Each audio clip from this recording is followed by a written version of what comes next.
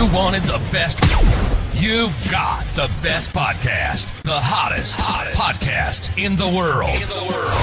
The Chris Voss Show, the preeminent podcast with guests so smart you may experience serious brain bleed. The CEOs, authors, thought leaders, visionaries, and motivators. Get ready. Strap yourself in. Keep your hands, arms, and legs inside the vehicle at all times, because you're about to go on a monster education roller coaster with your brain. Now, here's your host, Chris Voss. I'm Moses Voss here from thechrisvossshow.com. There you go, ladies and gentlemen. There are latest things that makes official. Welcome to the big show. As always, the Chris Voss Show is a family that loves you but doesn't judge you, at least not as harshly as the rest of the world, because, you're here for 16 years, 2,400 episodes. You've been learning, growing, changing, becoming better. Yeah, I sound like that intro to the $6 Million Man Show. We can make him better. We have the technology. You have the technology here, folks. The podcast, the Chris Voss Show podcast. And refer it to your family, friends, and relatives. Go to goodreads.com/Chris Voss, LinkedIn.com/Chris Voss. Chris Voss 1 on the TikTokity. I don't know why I'm doing that. But, and also ChrisVossFacebook.com. Anyway, guys, we have an amazing young man on the show. We're going to talk about his hot new book that's off the shelves that probably applies to everybody these days, especially living in 2025, which we are right now, if you're watching this 10 years from now on YouTube, like you guys do. So this is a book that I think everyone needs at one point in life, I guess, or at least the older you get, it seems like you need it. His book is entitled How to Sleep Like a Caveman, Ancient Wisdom for a Better Night's Rest, based on the evolutionary science of sleep from saber-toothed tigers to modern insomnia. Out May 20th, 2025. We have Merijn Laar on the show with us. Did I get that right, sir? Yeah, that's right. Yeah. There you go. Pronounced it right. Yeah. There you go. I want to make sure we know he's hit that right on the head when we try and get that out there. He is a sleep scientist and psychologist with years of experience treating sleep disorders. He lives in the Netherlands, and it's his first book that's been published in over 20 languages. Welcome to the show, sir. How are you? Yeah, I'm fine, thanks. Yeah, it's late in the evening here in Holland, but yeah, I'm still awake.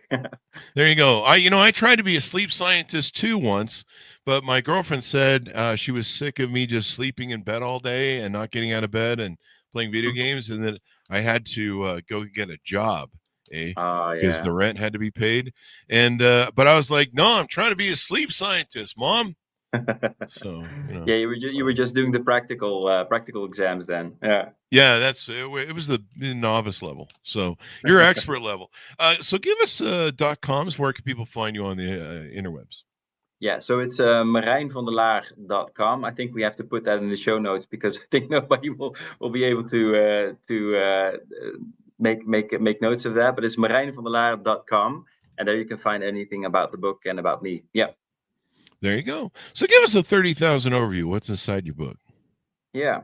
Well, I think the first thing that is in the book is that it's very important to look at the physiology of sleep. So how is sleep made up, and why do we sleep like we sleep? Because there are a lot of things in sleep that are very interesting. Like you have different phases of sleep, deep sleep, REM sleep, light sleep.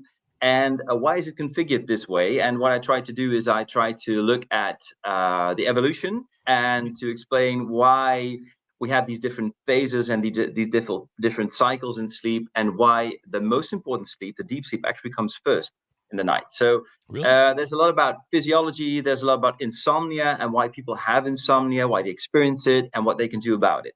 There you go. So give us a background on you. How did you grow up? What influenced you? And how did you get into this business? Why was there a cathartic moment where you're like, I need to study some sleep, eh? Yeah. I was studying psychology and I was enjoying it a lot. And especially the course about evolution was very interesting to me. So what I did is I studied, after I did the psychology study, I started working as a psychologist and I started specializing in sleep. So I started working at a sleep center in Holland. It's called Kempenhagen. And I worked there for 9 years. Also did my PhD there and studied insomnia, and also suffered from insomnia myself a couple of years. So I think on one hand, the own experience with insomnia, and the other hand, the interest in evolutionary psychology really combined in this job that I do right now. There you go. There you go. And it seems like, correct me if I'm wrong, but it seems like this, there's a theme I'm seeing kind of discussions about sleep that when you get older, it seems harder to fall asleep and all that sort of stuff. Well, what's that Yeah. about? Yeah, you see Or is that it this. true I for mean, you? sleep ages, and I often say you get wrinkles in your skin, but you also get wrinkles in your sleep. So what happens is you wake up more often, usually when you get older. This already happens after 40. So and when you age, this gets worse. Mhm. And this also, I describe in the book, this also has an evolutionary reason, probably because the older people were not able to hunt and gather anymore that much as the younger ones, so they had a different role during the night. They had to be awake to make sure that everybody was safe during the night. So Oh, probably why older people sleep less deeply than younger. really? So it Yeah, was like a safety concern. yeah, yeah. Oh, It's called the wow. sentinel hypothesis. Yeah. The Sentinel hypothesis. I heard this thing recently, and I don't know if it's true because it was on the internet. You know how that works, right? Uh, but Yeah. there was something that someone said. One of the talking heads, they're always doing the cruise around there on the, they're doing the circuit of podcasts, and so you're kind of always like, who's the professional, who's not. I mean, I got to Mhm. figure this all out, right? And um, and they were saying that that men and women have different things that they monitor for. So a woman tends to notice a crying baby in the house, or a distressed baby, crying baby, whatever you want to Yeah. call it. She notices things in the house, sound wise, that she's got to respond to as a mother. Mhm. And then men, they don't tend to notice those things, but they tend to hear what's going on in the outside. They're like Yeah. security driven Yeah. listening instead of baby driven listening. They're security driven listen. You think there's any truth to that? Maybe, I don't know. Well, I think so. I mean, especially if you look at young children, then you see that women are usually much more sensitive to the crying of a baby, and Hmm. they wake up more often than men usually. And the thing is that if you're asleep, you're still a bit awake, so there's always a filter going on. You're always filtering things from the outside, which is also very important because it keeps you safe. So, I mean, you may be asleep, but everything around you is still registered, so everything comes in.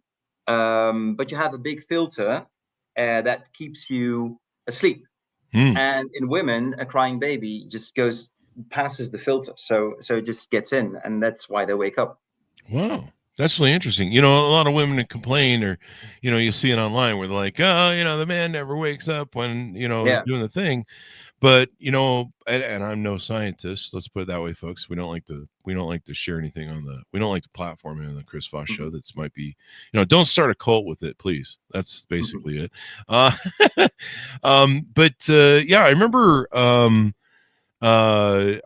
seeing that, and I was just like, wow, okay. Yeah. Maybe there is some truth to that. I don't know.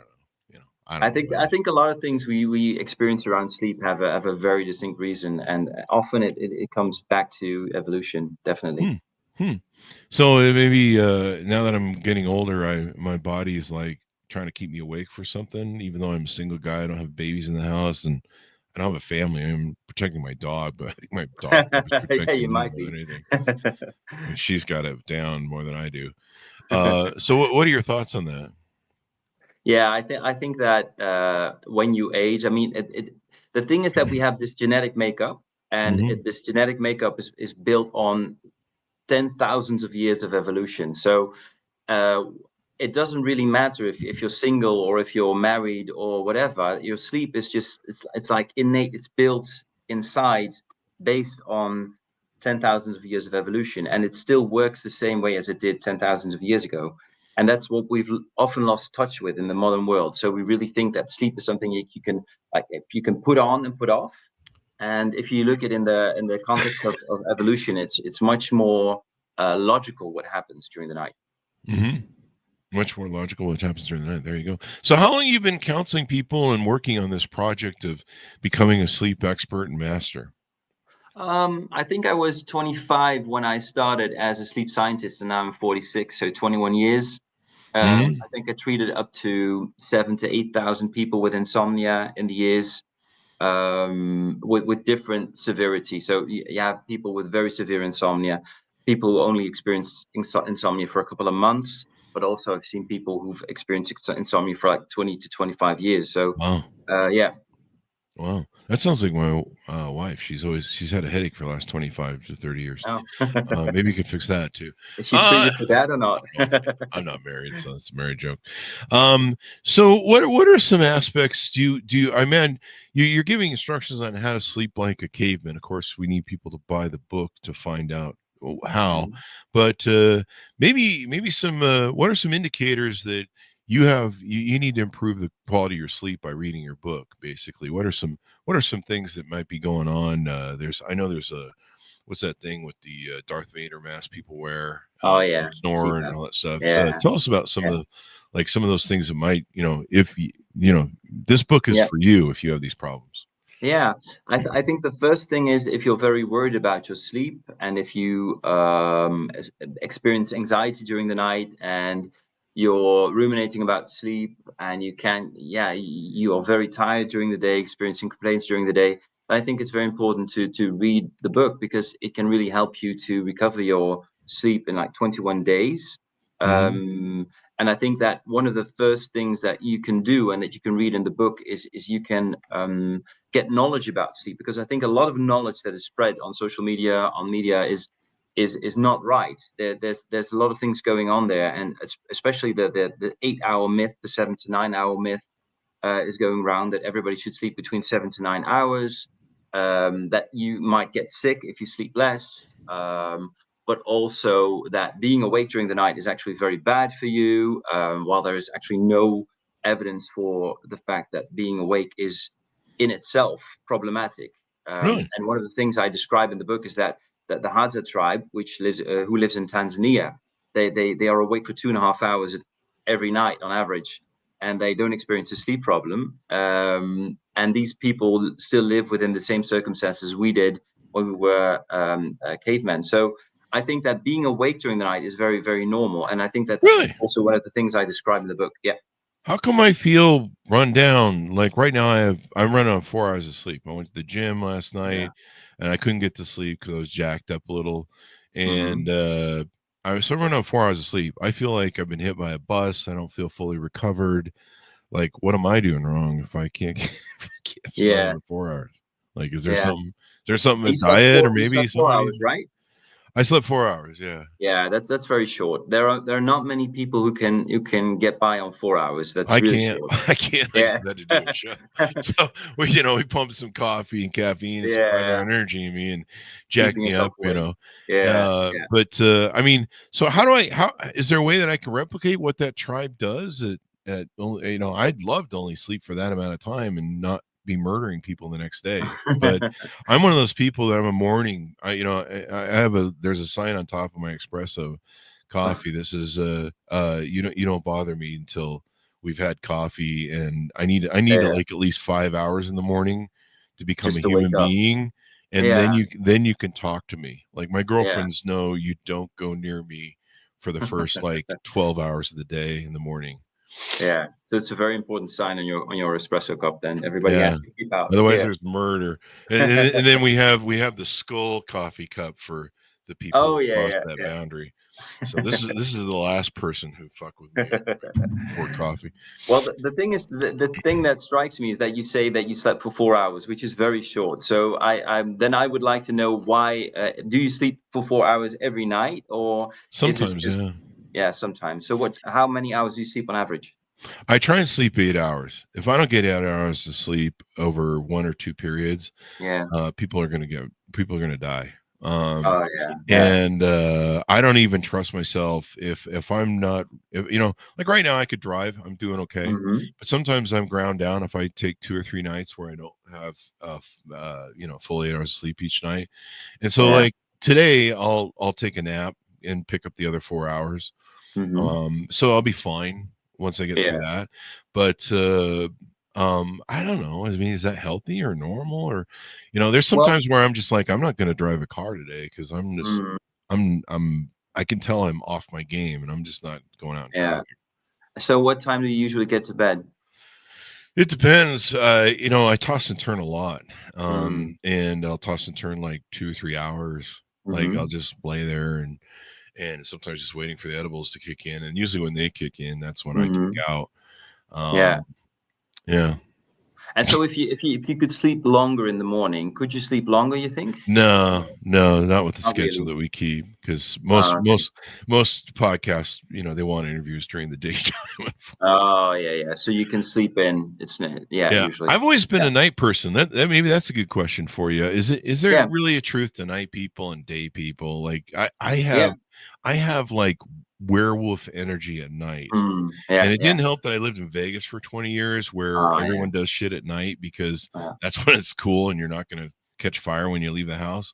So Yeah. you do all your grocery shopping and everything late at night.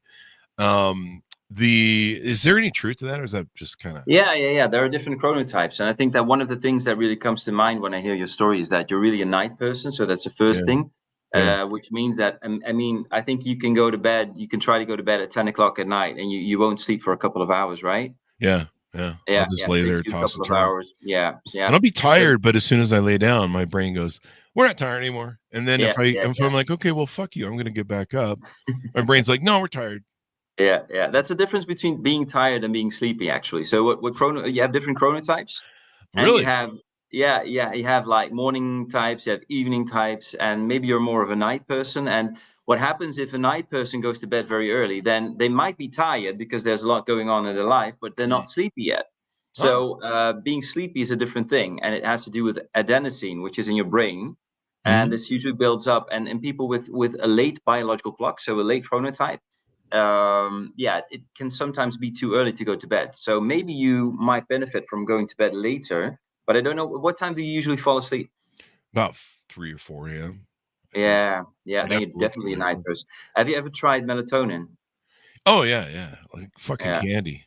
yeah. Does Candy. it work? I mean, I think it worked for like 30 days or something, Oh yeah, yeah, yeah, but yeah. then no. Yeah, Sleeping yeah, pills, same way. I have a high mm, tolerance, as we talked about before the show, of yeah, any drug, which has kind of been nice because it's kept hmm, me off of any troubles. Uh, yeah, but it kept me on booze for 20 years and now edibles. That thankfully they're hmm, illegal. But yeah, uh, sleeping pills. If I try taking hmm, sleeping pills, yeah, they might work for like a week and yeah, then and they're then they gone, they stop and then you usually working. have to Yeah, take double. In fact, I was taking yeah. double melatonin, and then I was like, "Oh, you're not supposed to." Oopsie. Yeah. But I What think, what ha what happens is usually people, if they use melatonin, I think first of all, it's always very important if you before you use melatonin to consult a physician. But mm, always, if you use melatonin, I see a lot of people who use it too late, so they use it like half an hour before going to bed, mm, which is much too late. So usually, what people advise is like taking it 2.5 to 3 hours before going to bed mm. or before wanting to sleep, because then it can kick in after a couple of hours, and you get this build up in your blood. So Oh, that's what usually happens when melatonin is used in practice. So sometimes it can help to take it a little bit earlier. mhm. And sleeping pills, if you're suffering from being a late chronotype, then sleeping pills won't do anything for you, or maybe Oh, temporary. So that's why I think it didn't work on you. Yeah. yeah. And you're snoring. Do you have breathing stops or not? Yeah, I do. I'm kind of an overweight dude, Mm, and, so I have, I get that snoring, my mom yeah. gives me a bad time all the time, then I probably need Oh to yeah. get, probably she has that Darth Vader mask thing, I Oh call yeah. it. But Yeah. every time I talk to one of those people that have these Darth Vader masks, I even have a friend who's got an implant in his chest, Yeah. the Inspire, I think it is, or something like that. Mm-hmm. Um, they're never getting any good sleep either. Like they're full of shit Mm, half the time. Like yeah. they'll always argue with me like, "Oh, Chris, it really works. It really helps me." And then like 2 days later, I'll see a Facebook post going, "Yeah, I'm still not sleeping. Oh, I'm what so the fuck?" tired. And you're Yeah. like, "You're so full of shit." Yeah, yeah, Like yeah, yeah. I'm honoring your stuff. Like, yeah, you're full of shit. Yeah, yeah. So, Well, it depends. I think if you're suffering from sleep apnea, then you see that what happens in sleep apnea is actually your body gets too little oxygen, uh huh. so it wakes you up during the deep sleep, and that's Hmm. why you wake up and this is not good for your health, and it really can give you insomnia as well. In some cases it doesn't, but some cases it does. And what you see is that because the oxygen drops, that really has a bad effect on your health as well. So you have like a higher cardiovascular risk and higher chance of obesity and that kind of stuff. But Yeah. if you use the CPAP, so this is the machine, then you usually see that the apneas go down, which is actually better for your health. But I mean, I think if I listen to your story, then there might be a couple of problems actually. Well, So first be one is me, so there's that. yeah, so being a late person, late sleeper, maybe sleep apnea, we don't know, but this can be checked by a doctor. I'm I don't pretty know if sure you've I ever, do. yeah, Yeah. and maybe insomnia to go with that because you're tossing and turning Yeah. and you can't sleep in the morning. So I would definitely see a physician if I were you. All right. Well, Yeah. I've seen them and they've seen me, and leave Mm. it at that. Uh the let me ask you this. There was a question I had for you. Where'd it go? Now what do you think of like these other sleep assists other than the Darth Vader machines? Mm. Like one of the things I've had for I think since 2020 is the 8 sleep bed, and I Mm. love it. It's my number one I can't live without product that I own. Like Mm.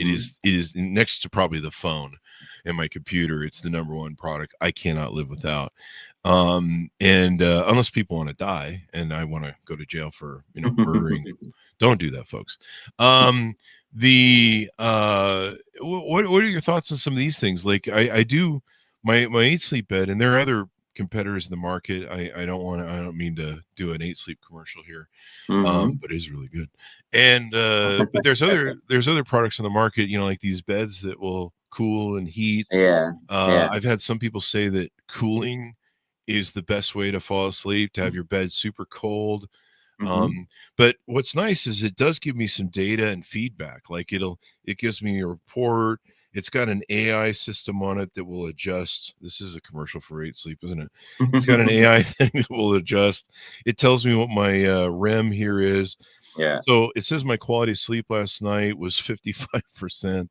Oh, I've that's not bad. I Yeah, that's flunked not in good. Yeah. school and I flunked in sleeping. You can't win.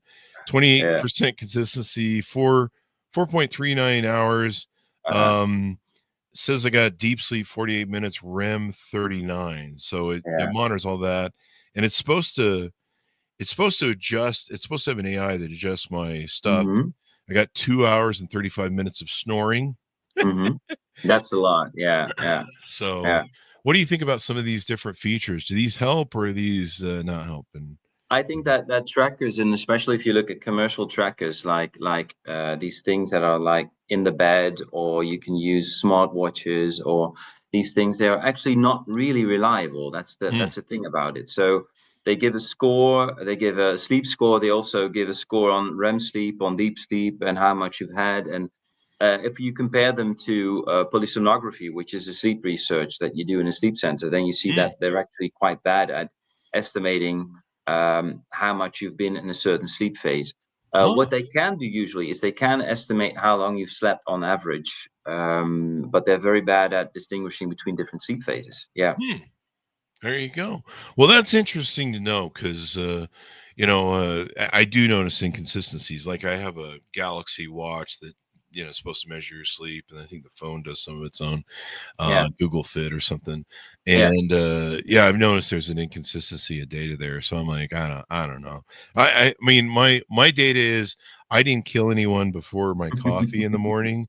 So it's a good day. That's a good sign. That's a good night. Yeah. That's what the judge tells me. Next week, I get one of my 6 ankle monitors bracelets off. What have we talked about that you want to tease out to people to get them to pick up the book? Yeah, I think that there in the book contains a lot of things, a lot of information on sleep. It also gives you details on how to improve your sleep schedule Hmm. by using a sleep log. So you can use a sleep log that you fill in Oh, yourself, which is actually very subjective, but it really works. We see in practice and also in studies that it's a really good indication of how your sleep quality is, which is often subjective. So you use the book, you use the sleep log, and you try to see whether you improve in your sleep. And what we usually see is that, especially sleep restriction, which is one of the most important methods to improve sleep.